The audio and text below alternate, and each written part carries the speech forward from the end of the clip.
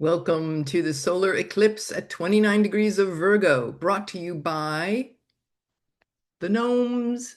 Yes, indeed. I love you. Is my little gnome. Why does he have, what does he have to do? It's everything Virgo, right? But this is a really important eclipse, and this guy's got a lot to say, and I'm going to be his spokesperson because this one is made of clay, but let's be real, they are real. And we're going to talk about all the possibilities of everything to do with this solar eclipse, the potentials. We're going to be talking about practical tips, what you can do. I'm going to walk you through the zodiac. And okay, you've already met my special guest. I was going to keep him for later, but whatever. Okay, so if you don't know me, my name's Irlianna, and I practice Hellenistic ancient astrology blended with modern archetype. My website is starsoundastrology.com, and my life's work is that I help you connect with your unique cosmic blueprint of your start chart to help you lead a life of purpose, joy, and transformation. And so, with that, let's get into this discourse.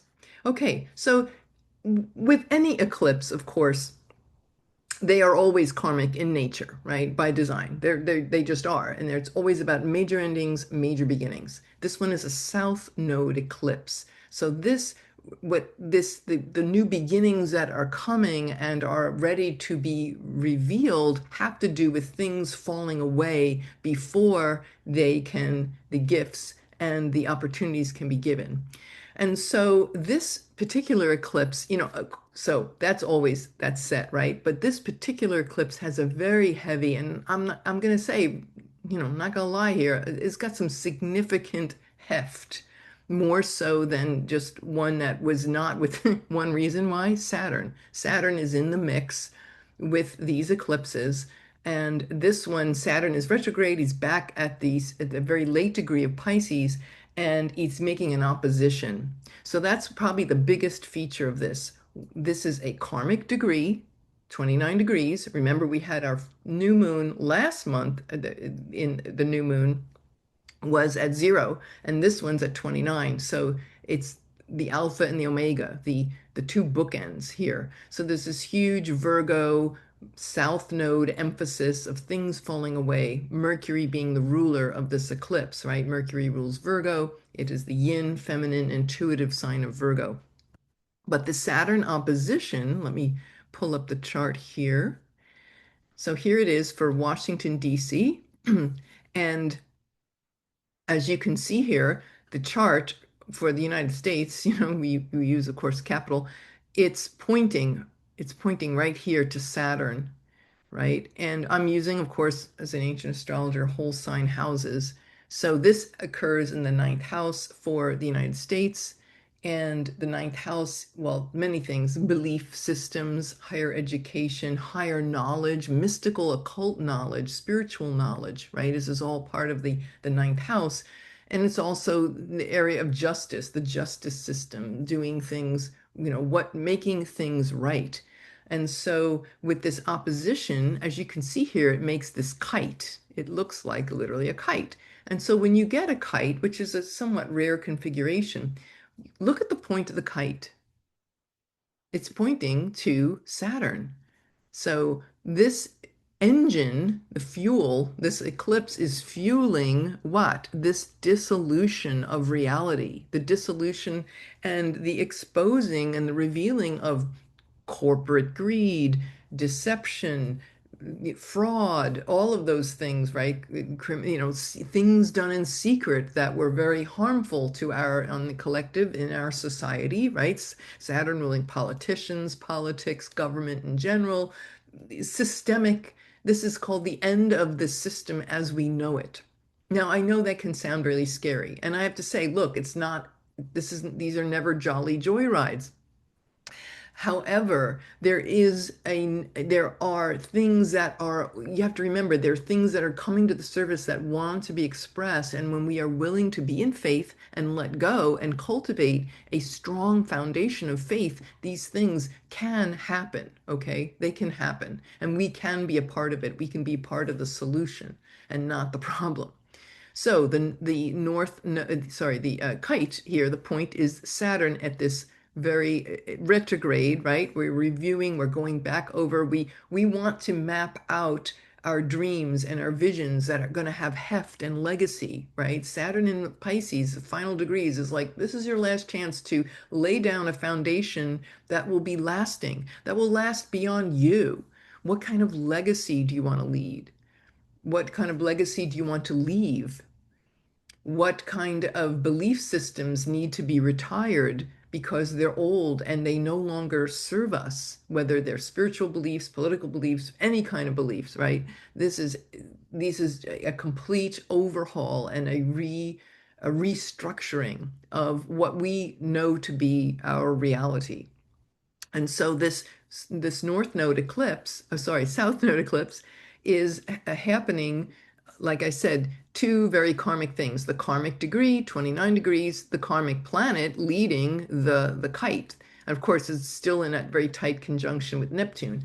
This is really getting us ready for what is going to be occurring next year. So this eclipse has got a lot of heft, not only for the fact that when Saturn and Neptune get together, 0 degrees in February, yes, of course, we'll talk more about that in another video, but we have to remember that these are closure, the words I'm seeing, hearing are closure points. And there is going to be later in the year, we are going to have in October, November into December, we're going to have grand water trines that are also going to be playing in. And that'll be really like the final big event, happening astrologically for 2025. But steering us back here to keeping our focus here on the solar eclipse. So there's this karmic undercurrent. We have to remember too, and I don't hear many astrologers talking about this, there is a fixed star called Sheet, which is at about 28, 29 degrees of Pisces. And it's right next to Saturn, right now. And it's a very unfortunate sign. It's fixed star. It's typically associated with misfortune, accidents, drownings, just misfortune. And of course, we had the passing of Charlie Kirk, this very, very tragic assassination. One of the many, key, you can see where here is this solar eclipses are also about leaders, like a downfall of a leader. And of course, this man's tragic passing, very, very sad event, but Sheet connected with Saturn, it can be this kind of unfortunate incidences. And it's also the ability to hold space for compassion as well. When you think about Pisces being the sign of mysticism and compassion and transcending boundaries, like I don't care where you stand politically, that was a horrible, horrible thing. And I think we can all agree on that. Unfortunately, there are some people who maybe don't agree, and that's very sad too. But we have to just hold space for each other, and as these great, great changes are upon us. Now, a couple of other things to mention. The equinox is going to be the very next day. So just as this is this final anaretic karmic eclipse happening right as we launch into the Libra ingress. So it's fall in the northern hemisphere, spring in the southern, and it's a cardinal sign. These are points of initiation. So the fact that this is all happening is going to resonate for sure throughout the rest of the year in these next 3 months with the Aries, Libra ingress, and getting us ready for what's to occur next year. So these themes are, I always say to people, eclipses are not the Super Bowl where you just, hey, and it's over and you go back. No, this is going to really resonate for a good long time. The other big thing you have to remember is Mars squares Scorpio. It's heading into, as you can see here, Mars is in his exile in the sign of Libra. Not an easy place for Mars. He's got to fight for justice and equality, but he will go into his domicile in Scorpio, in the very next day, like 12 hours later. As he does that, he enters into this square with Pluto in Aquarius. Right. So this is really big. Now that I have to say, that is not a jolly, they never are. Pluto, Mars, power struggles, clashes. It's unfortunate, but it's typically connected with violence. It's very prominent when there was one episode. You remember when the last there was one earlier that the Tesla truck exploded in the hotel in front of the hotel in Las Vegas or something. Yeah, that things like that of that nature. So it's not a very pleasant thing. Now, of course, I want to give us we have to be honest and say yes, there are power struggles, there can be violence, but and it will perfect, by the way, this is heating up and it's going to perfect exact square on Wednesday. So it's going to be an intense week. Now, one of the things we want to remember about Mars and Scorpio in that square, more of I'm not trying to put a spin on anything, but we're just saying, looking at the high road, we can call it that, is in for people who have, as we cultivate awareness and transcend consciousness from the sleeper state into, being proactive and in our power, we can see it to make a path. Mars and Scorpio can make a path where there wasn't a path. And it's typically with Scorpio, it's a crisis and there's necessity. And it's going to cause us to be, to transform, unfortunately, can be through some very intense life and death, even circumstances, but it brings resilience and a determination to do something. And it's typically because you have to do it. Like you have no choice but to just, leave that burning building and, get out, So I'm just saying that we have to really be aware of the fact that it's not perfected yet for the eclipse, but it's certainly at play and we feel it. We see it. Obviously, it's all over in the collective. You can see it in so many places with the world leaders and the chess pieces of the various countries and such, and the bargaining and such, and power plays that have been going on. So Mars square Pluto. Okay, the other one is Venus square Uranus. So Venus just making a square right before the eclipse. So that is saying this brings back our little gnome guy. Okay, so Venus is in Virgo. Now, typically, ancient astrologers will say, hey, Venus in Virgo she's not really happy in Virgo. Venus wants to be in the opposite sign, Pisces, where she's exalted. So she's in her quote fall in Virgo. But I'm here to say, I find that those things can be very limiting. They're good for an entrance way, but then there is so much more that we can do, and we're here to do is to work with these things and bring out the potential. So that's where Mr. Gnome comes in. Venus and Virgo. Virgo, the earth, the forest, the gnomes. Venus, hey, let's socialize. Let's socialize with the gnomes, the elementals, the fairies, the water sprites, all the beings that are from other worlds, especially with that square with Uranus.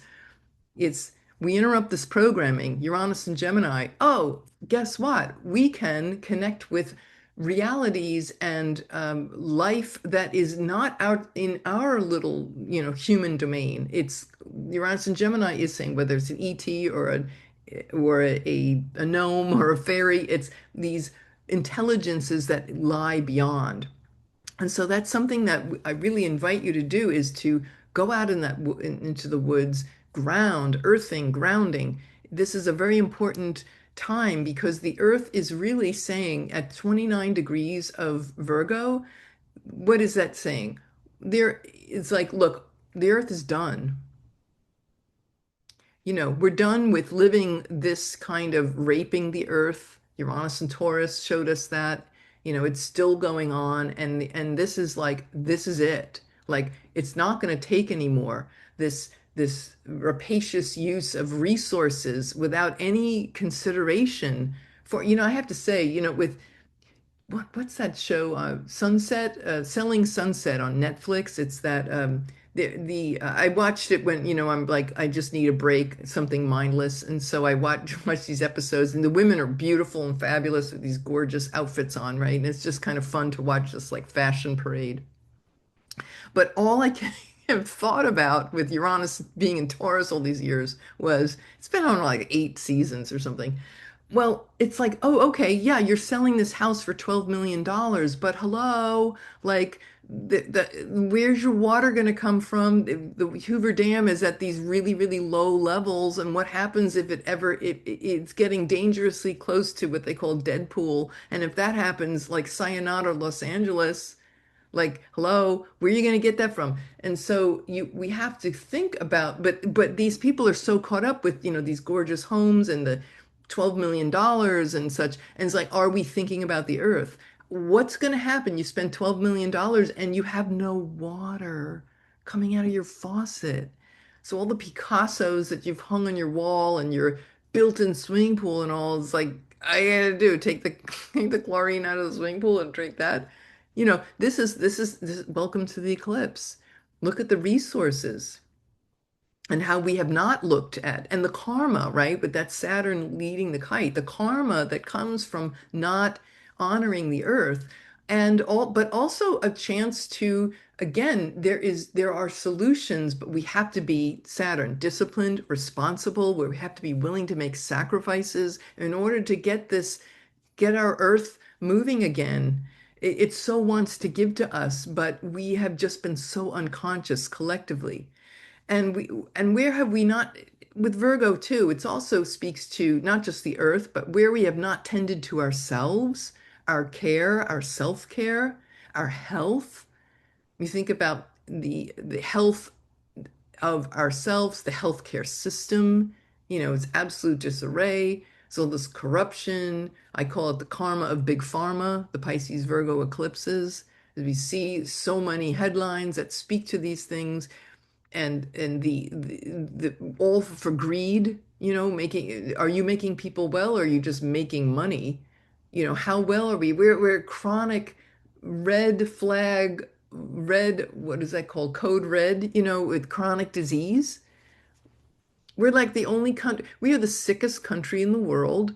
We have incredible, outrageous, insane rates skyrocketing of chronic illness and chronic disease. I don't I need to go on, but you get the picture, right? And so this eclipse is saying, enough, enough is enough. We can't go on like this.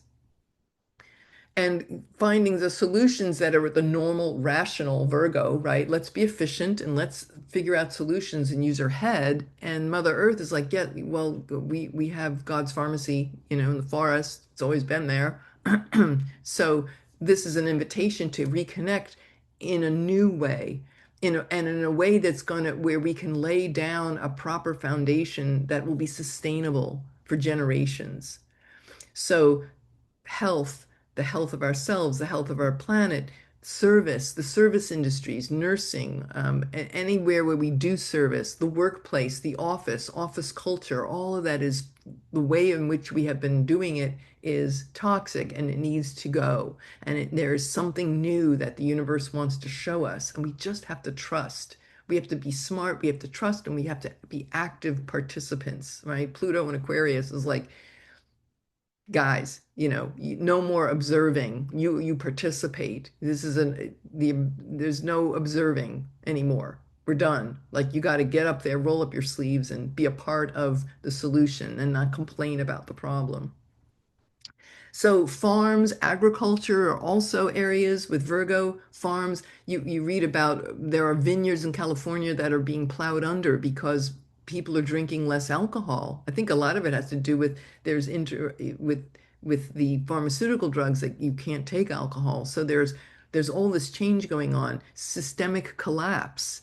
There are, the microbes in the soil, and using chemical fertilizers and all these biotechnology things, that are really, what is that going to do long term? You know?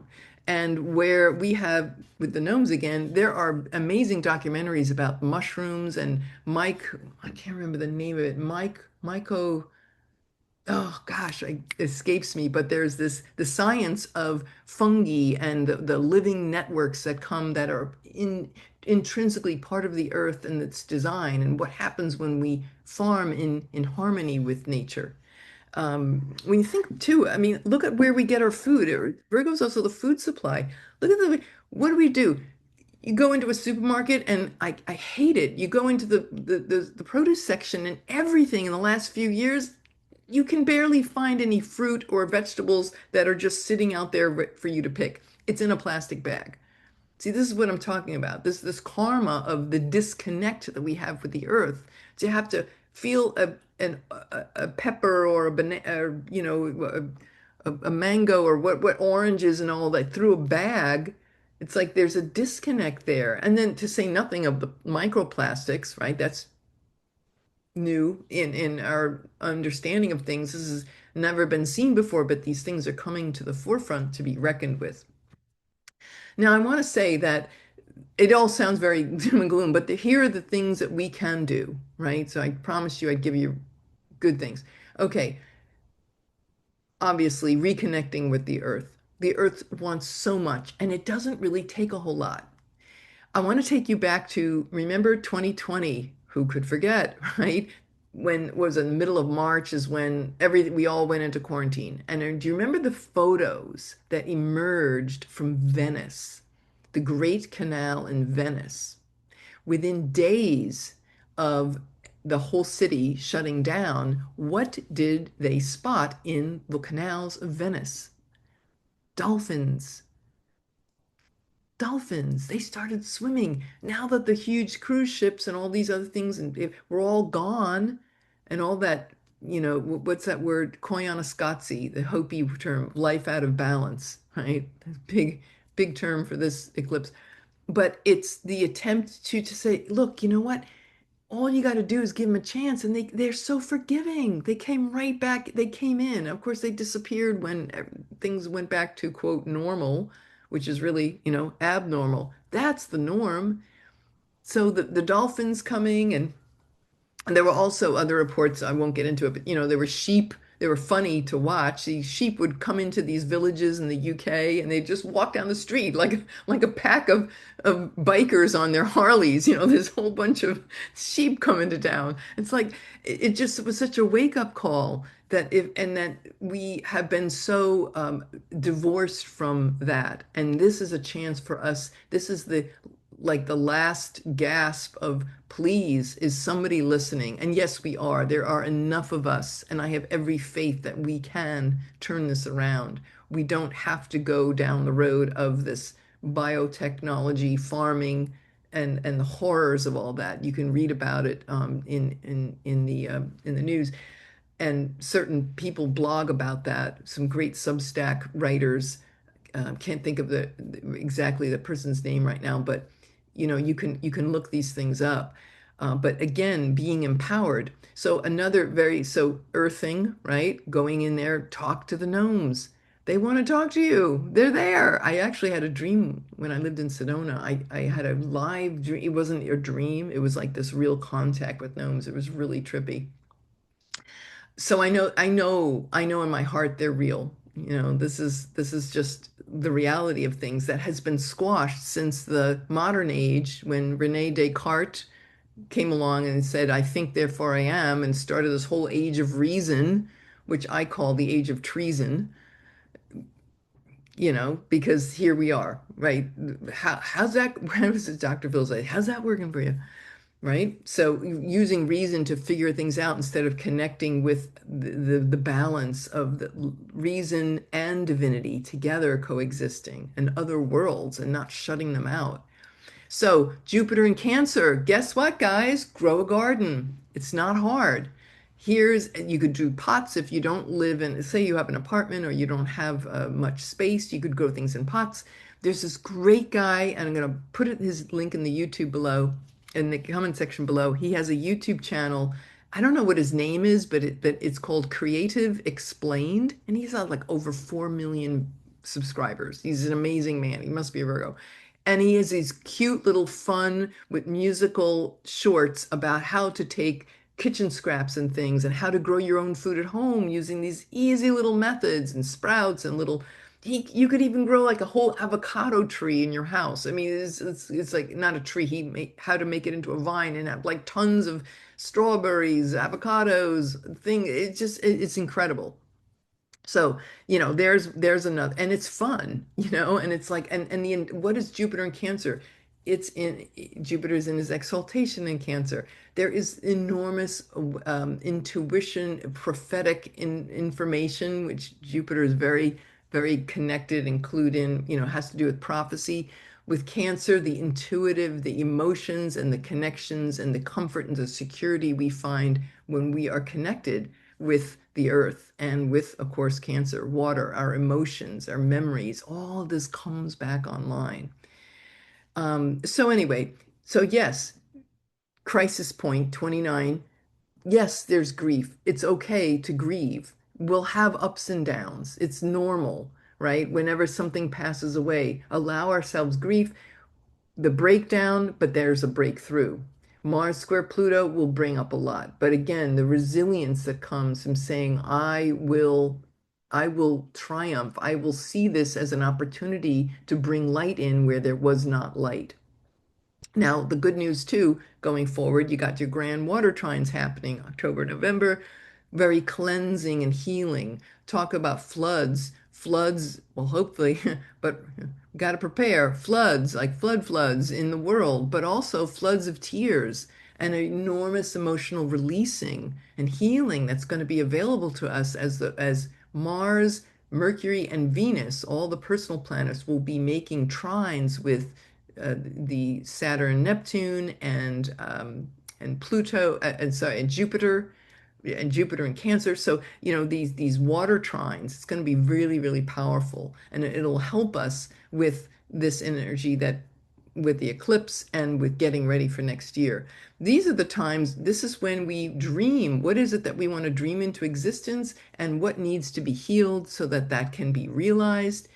If you think about it like a boat, we're getting our boat ready because it's going to sail next year. And with Saturn is about structure. With Saturn retrograde, it's like you want to go back and look at what boat are we building? Are we even building a boat?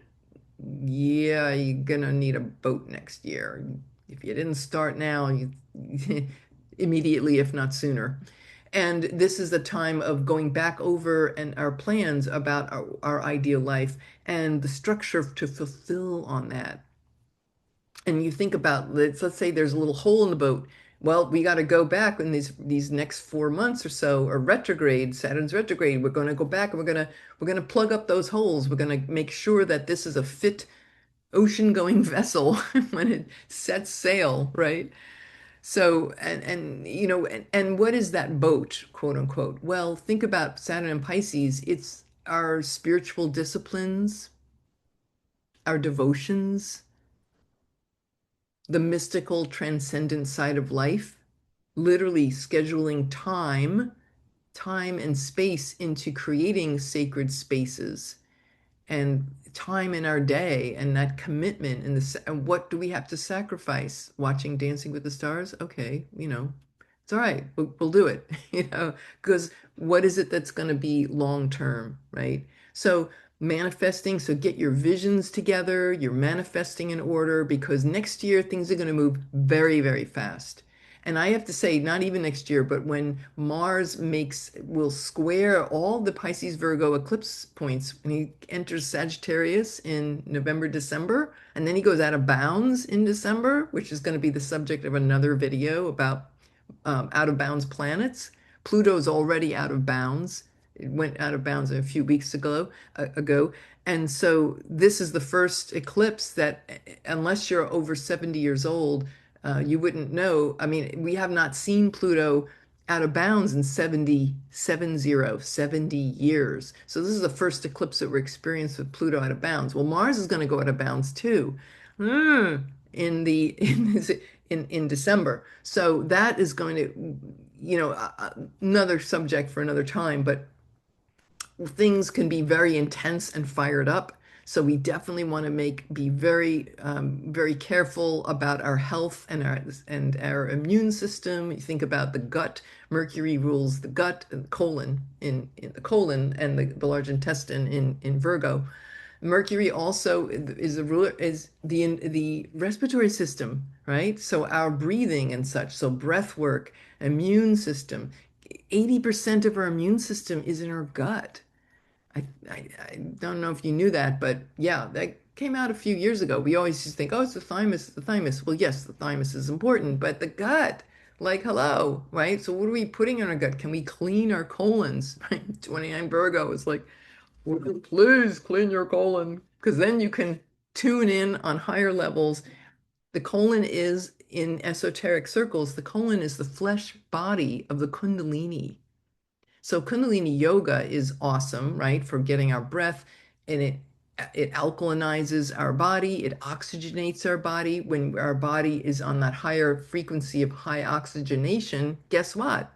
You don't get sick, right? The lack of oxygen is anaerobic. That's what has disease and such fester. So we want to really get really careful about all this. So your actions, to be in action about these things, get that colon handled, raise that kundalini. This is a time when we can really seize these opportunities. And I would say too, back to the gnome, this Saturn is time to recognize in Pisces, the invisible, if we haven't already in the last 3 years, the invisible realities, right? So what's real is really what we don't see is as real as what we do. And in order to meet the challenge of AI, everything's, oh, AI, and you think, oh, well, we just have to live with it. No, we can certainly use it, but of course it comes with a huge price tag. There's a real Pandora's box there, as we all know. But I'm here to say, well, maybe AI isn't just artificial intelligence. There's another way, with Mr. Gnome will tell you. And especially with AI becoming AGI, if you heard about this artificial general intelligence, and you can look that up, and it has to do with the AI being even smarter, way surpassing human brain capacity. And you could call it singularity, which some scientists are predicting different years. Oh, it's going to be 2050, some saying 2030, some say it might not even happen at all. Of course, it's up to our consciousness. And so, but artificial general intelligence, well, I'm here to say Mr. Gnome would, I promised him I talked to you guys about this, and he's saying, think about what if G stood for gnome? Artificial general intelligence. Wow, what do you think of that? Artificial general intelligence. No, not artificial general. Sorry, excuse me, Virgo. Got to correct myself. Artificial, no, ancient. I'm getting it all wrong. Thank you, thank you, thank you. It's all right. I love me anyway. I know you do too. Ancient gnome intelligence. There you go. Instead of artificial general intelligence, how about ancestral or ancient intelligence, like from nature, or ancient gnome intelligence? Even better, right? He put him in there. Give him some. Yeah. And there are beautiful Findhorn. You could look up Findhorn in Scotland. There's a place in Virginia called Perelandra. And it's run, I think she's still around. It's got to be in her 70s now. Michelle Small Wright, and she wrote a memoir about her time in her work creating this conscious community in Virginia, and it's based on the principles of Findhorn. And this memoir that she wrote, and I'll put a link below, it's called Believing as If the God in All Things Mattered. Now there's a real Virgo eclipse topic for you. And it's the story of how she started this thing. And very quickly, she thought she was going crazy one day because she started hearing voices in her head. And these voices were like, Jack, Jack, Jack, Jack, Jack, talk, talk, talk, talk, talk. And she thought one day she just said out loud, shut up. And all of a sudden, the voices stopped. And she heard one of them say, oh, now that you can hear us, we can begin our work. Oh, I got chills. So you know what? That's how she began working with the divas and how to plant, where to plant, the way in which to plant, and involving them and their intelligence of how, and these gardens flourished. They're not monoculture, mono farming like industrial farming in our agricultural system, anything but, right? Obviously. They plant in circles, they bring in the divas, and all the animals are in harmony. I mean, these stories, somebody should make a movie about this. It was really great. So I invite you to go to Perelandra, I want to say .org maybe, but Perelandra, it's down below. Check that out. It gives you lots and lots of good inspiration. And then just go talk to your local gnomes. They're like everywhere, you know. And remember my dear star sister Katerina Mazar. Remember, for those of you who haven't heard the story, she has been getting contact. She's a very, very gifted clairvoyant, right? She's had contact with the spirit world since she was like a 3-year-old kid.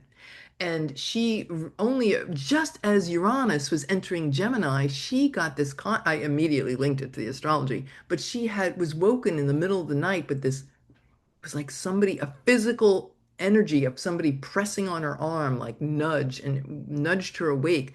And it was the fairies. And the fairies were very upset.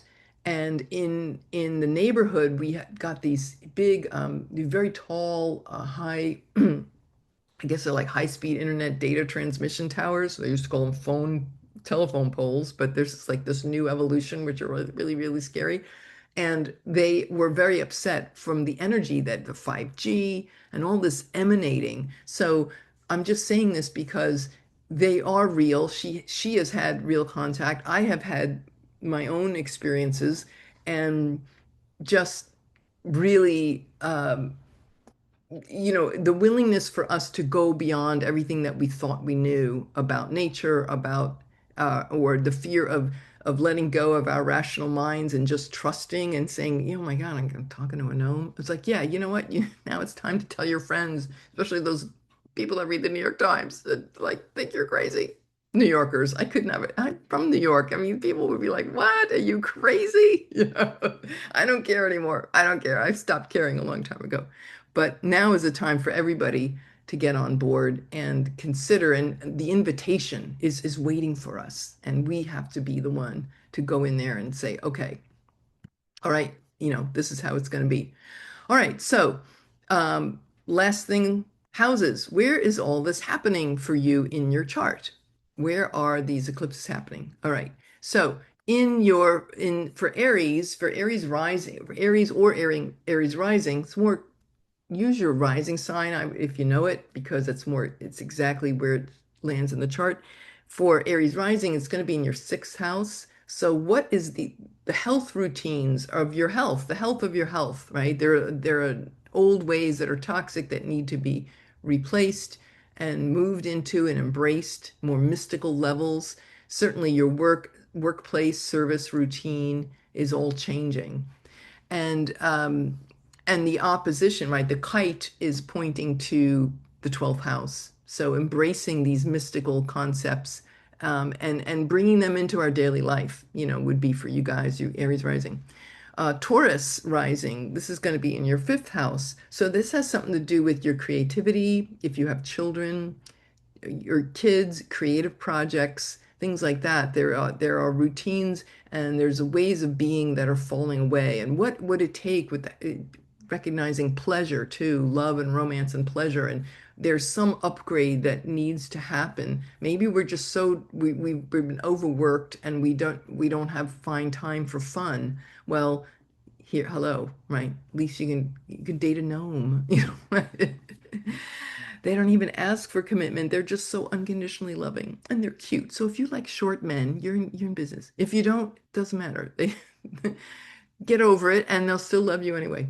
All right, Gemini, 4th house. This is where it's happening. This is the eclipse, is your home life and your family. Things like that are getting eclipsed. There are some major changes coming and they involve something with your career, right? 10th house or your public reputation. There is this restructuring of how you are seen out there on the world stage. And there are things that have to fall away with your base of how you have efficiently organized your home life or not, and now getting all that together. Cancer, 3rd house. So 3rd house is our siblings and relatives and our neighbors, our communications and how we relate with one another. I would say perhaps there are old patterns of speaking and listening and having feeling like you got to be perfect and maybe being picky and overly analytical or anxiety ridden about how you speak and how you listen to others and how you pick on others, and what is the cost of that and how you have picked on yourself and not given yourself any space to just be. So teaching, let the earth teach you. Let the earth teach you how to do it. The words I'm seeing right now in my consciousness is divine silence. All right, I'll hurry up. I know, I'm trying to. I'm saying this so that I'm talking so we can all go into silence. All right, Leo, second house. This falling away and this new beginnings involves the things that are important to you, your ability to be resilient and resourceful with yourself, with your talents, your resource talents could also be your own personal finances, the things that are important to you. So maybe there's something that the universe is calling you to be more self-reliant. And this is your money house, Saturn in your eighth house, restructuring your relationship with money and resources and supporting others and being supported. So there's this really great sea change involved in that. Virgo, the first house, this is an anchor house, right? The first house, first, fourth, seventh, and tenth. This is a new you that is wants to be birthed. And what must we let go of? That, how people see you as that tidy, efficient Virgo. It's like, well, let your hair down, like let it go. Go romp in the forest and just show people there's a new you and your health too. First house can also be about health and illness. And so addressing these things, very important for you guys. Libra risings, this eclipse is happening in your 12th house. This is not an easy house. This is about our mental health. It's about patterns where we feel like we've been swept away or sabotage. It's called the house of self-sabotage. It's the toughest house in the zodiac. You might find there are people in your life that are leaving. I mean, they pass away or they just pass out of your life as you know it. And this is a place too where we can assess what is truly important to us. Like if you have somebody that passed away, it's like the things that we're so picky about or criticisms and things. Is it really that important? Isn't it time to just put all that to rest? And how can we overcome our analytical thinking minds that can easily sabotage us? Scorpio risings, this is happening in your 11th house, which is there's some turning point that's occurring with friends and work and the people, your hopes, wishes, and dreams. And it's time to let go of the things that were not grounded in reality and your health and your service and work that you have to do with being in groups and group organizations. There's some sea change involved here. And of course, the opposite house being the fifth house of pleasure and fun and joy. And so this dynamic, a turning point with friends and networks and the things that you find joy and purpose in. Sag, 10th house. This is a career house. It's angular, so speaks with a megaphone. There's some new model of work coming or a new system of efficiency that involves more than just your mind, right? And in your career, maybe it's about leaning into that mystical aspect and bringing that to how you are seen in the world, your reputation. There's something here, the career gnome, it's like put this on your desk and see what the CEO says. Yeah, anyway, so yeah, 10th house, career, public reputation, big changes. Capricorn, ninth house. This is the health of your belief system, of what you believe, and the ability to trust and let go and open doors to new paradigms and new systems of belief. It can also be like going back to school to, I don't know, study herbal medicine or homeopathy or something, and incorporating that as part of your mystical knowledge. By the way, there's a great book called The Secret Life of Plants, and I think the author's name is Peter Tompkins, if I'm not mistaken. The Secret Life of Plants. Got to write that one down. Another one to write books. Link, Paralandra, Secret Life of Plants. Okay, my little Virgo self. All right, so yeah, there are plant communication. You could study herbalism, plant communication, telepathy. It's like all those Pluto and Aquarius and Uranus and Gemini. They're like, we got you, we got you. All right. So that's ninth house. Aquarius rising. This is going to be in your eighth house. So there's some kind of breakthrough around fears, around even saying food and survival and the support of others. There's some subconscious beliefs and maybe anxiety about feeling that you got to figure out all the details, using just your head. So this is about trusting yourself. Yes, you will be supported. Just ask a gnome, ask a fairy. They'll tell you if you don't believe me. So it's a really deep house, the eighth house. It's not an easy house.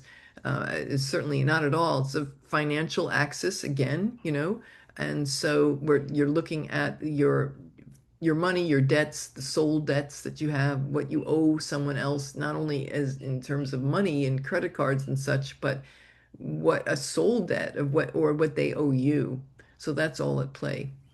Pisces, the seventh house, the final sign of the zodiac. Okay, this eclipse is occurring in your house of long-term relationships, marriages, partnerships, etc. The one-to-one work that you do with, say, clients. There is this crisis point where it's like enough is enough, with the overly critical picking on your partner or them picking on you, being very, and what does that cost you in your health? Your health, the over criticism and the over worrying, and that goes for all of y'all. But I don't care what zodiac sign, right? What does it cost you to worry? It kills off your immune system for one thing. But yes, spouse, partner, are they along for the ride? Because that Saturn in Pisces in your first house is you're completely reinventing yourself here. And all the hard work that you have done is now to build yourself up and to create you as the person, the responsible person who's moved to a higher level. And is that partner of yours along for the ride? Or are they leaving you? Do you feel like there's a drag there? So there's some opportunities there to look with a compassionate eye about what supports me and who is supporting me in this journey.